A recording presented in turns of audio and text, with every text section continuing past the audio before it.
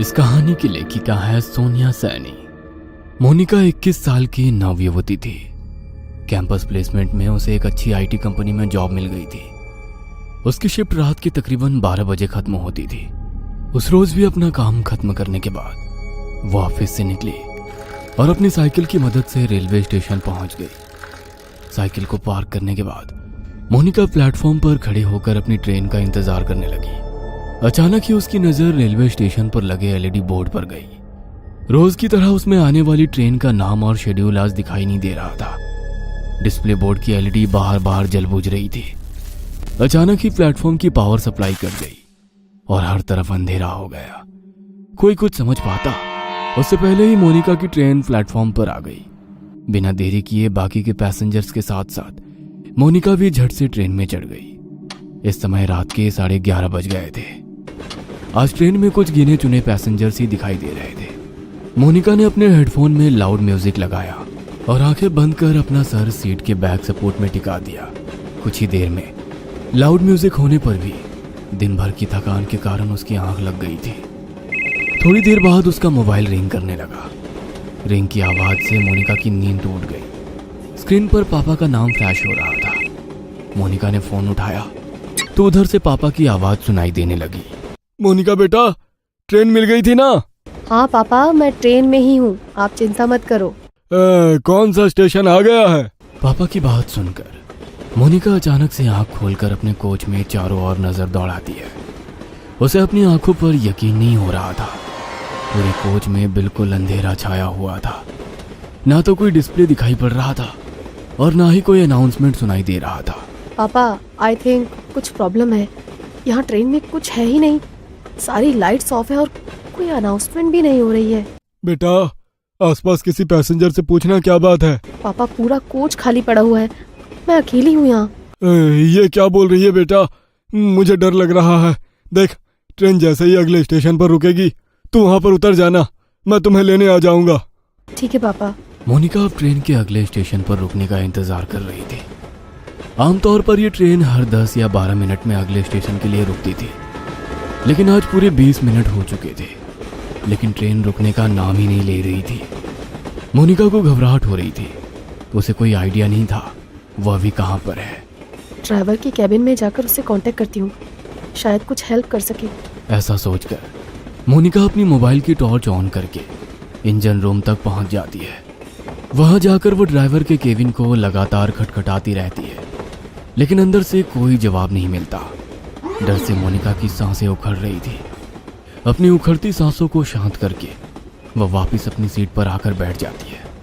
अब उसे bus train के रुकने का इंतजार था ताकि वो नीचे उतरकर मदद मांग सके और अपने पापा को वहां बुला सके।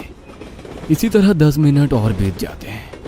अचानक ट्रेन की स्पीड कम होने लगती है। ट्रेन की स्पीड को कम होते देखकर मोनिका की जान में जान आने लगती है। कुछ ही मिनटों में ट्रेन किसी स्टेशन पर आकर रुक जाती है। बाहर घना अंधेरा छाया था। स्टेशन पर कहीं भी उजाला नहीं दिख रहा था। मोनिका ने खिड़की से झांककर बाहर देखा तो प्लेटफॉर्म पर एक भी इंसान नहीं था।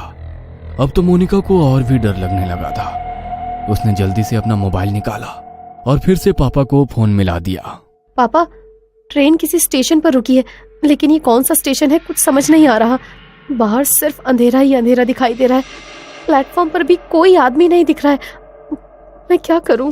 बेटा, एक बार मैप में अपनी लाइव लोकेशन चेक करो, तुम्हें पता चल जाएगा कि अभी तुम्हारी ट्रेन कहां पर है। मोनिका अपनी लोकेशन चेक करती है तो पता चलता है कि वो किसी अनजान जगह पर है जिसे जीपीएस भी ट्रैक नहीं कर पा रहा था। मोनिका फिर अपने पापा को फोन लगाती है। पापा, ये सब क्या हो रहा है मेरे साथ? इस जगह को जीपीएस भी ट्रैक नहीं कर पा रहा है। मैं कहाँ जाऊं? आप आ जाओ पापा, मुझे बहुत डर लग रहा है। अचानक सिग्नल कटने के कारण कॉल डिस्कनेक्ट हो जाता है। मोनिका स्टेशन पर घूमकर बाहर निकलने का रास्ता ढूंढने लगती है। तभी उसे वहां पर एक बड़ा सा बोर्ड लगा हुआ दिखाई देता है। इस पर जरूर स्टेशन का नाम लिखा होगा। टॉर्च जलाकर देखती हूँ। जैसे ही वो टॉर्च की रोशनी में बोर्ड की ओर देखती है, उसके शरीर में कपकपी सी होने लगती है। वह बोर्ड पूरी तरह से खून से लथपथ था और उस पर से अभी भी खून की बूंदें टपक रही थी। मोनिका घबराकर वहां से भागकर वापस अपनी ट्रेन की ओर आने लगती है कि तभी उसका फोन बजने लगता है। डरो नहीं बेटा, हिम्मत से काम लो। तुम्हारी ट्रेन जिस ट्रैक से आई है उसी ट्रैक पर वापस चलो। देखो आसपास कुछ तो होगा, कोई चर्च, कोई बिल्डिंग, कुछ न कुछ जरूर होगा। तुम कोशिश करो, जैसे ही तुम्हें कुछ भी दिखाई दे तुरंत मुझे बताना। मैं भी पुलिस से मदद मांगने की कोशिश कर रहा हूँ। आंसू पोंछकर मोनिका पापा के कहे अनुसार अपोजिट डायरेक्शन में भागने लगती है। ट्रैक पर हर तरफ अंधेरा ही अंधेरा छाया हुआ था। भागते हुए मोनिका को अपने पीछे कई सारे कदमों की आवाजें सुनाई दे रही थी। ऐसा लग रहा था कई सारे लोग उसके पीछे पीछे दौड़ रहे हो। मोनिका घबराकर अपने पीछे की ओर देखती है, लेकिन पीछे सन्नाटे के सिवा कुछ भी नहीं था। मोनिका पूरी ताकत लगाकर दौड़ती ही जा रही थी। अचानक ही उसके कानों में किसी की आवाज सुनाई देती है। ऐसा लग रहा था कोई गुस्से में उसका नाम पुकार रहा हो। मोनिका अब इतना ज्यादा डर चुकी थी कि उसके अंदर पीछे मुड़ने की हिम्मत भी नहीं बची थी। हाथ में मोबाइल पकड़े वह फ्लैश लाइट की रोशनी में दौड़ती चली जा रही थी। अचानक ही उसके दौड़ते कदम ठिठक कर रह गए। उसने देखा कि सामने पोल पर एक औरत उल्टी लटकी हुई थी। उसके बाल हवा में लहरा रहे थे और वो खतरनाक चेहरे के साथ जोर जोर से हंस रही थी। मोनिका का हलक डर से सूख रहा था। अब उसमें और आगे जाने की हिम्मत नहीं बाकी थी, इसलिए वो वापस स्टेशन की तरफ जाने के लिए मुड़ जाती है।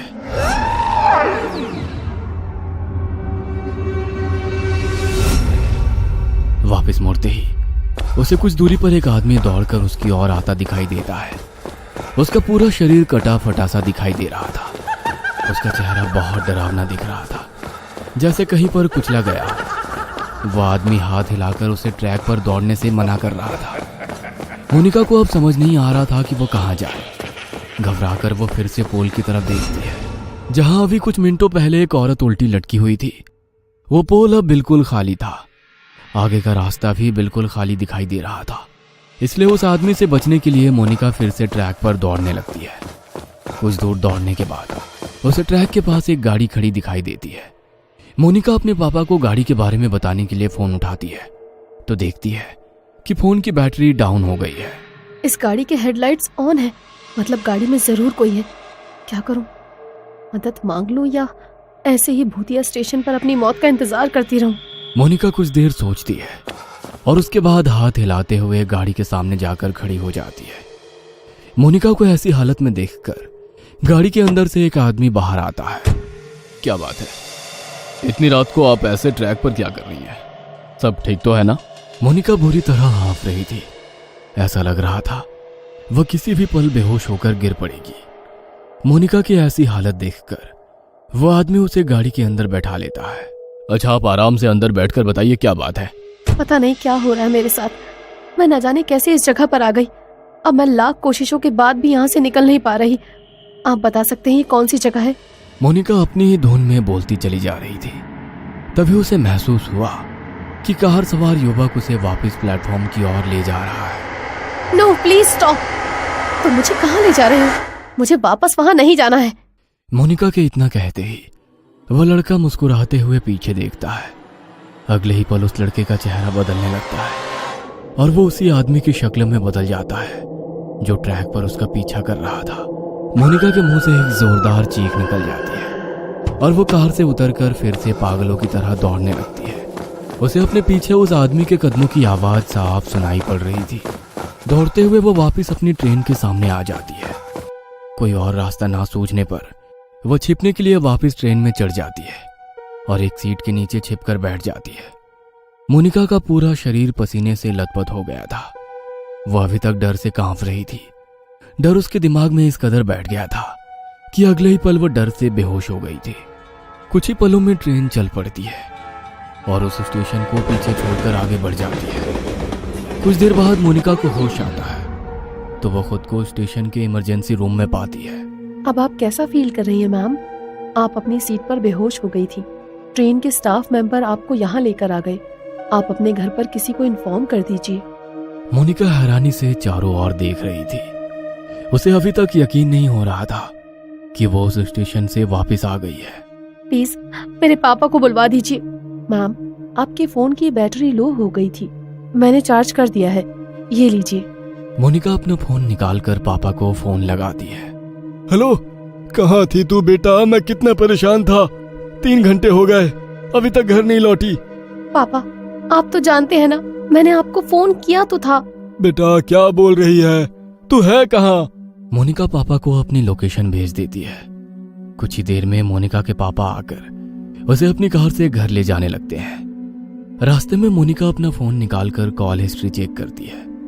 उसने पिछले 3 घंटे में लगभग 10 बार पापा का नंबर डायल किया हुआ था, लेकिन एक भी बार उस पर बात नहीं हुई थी।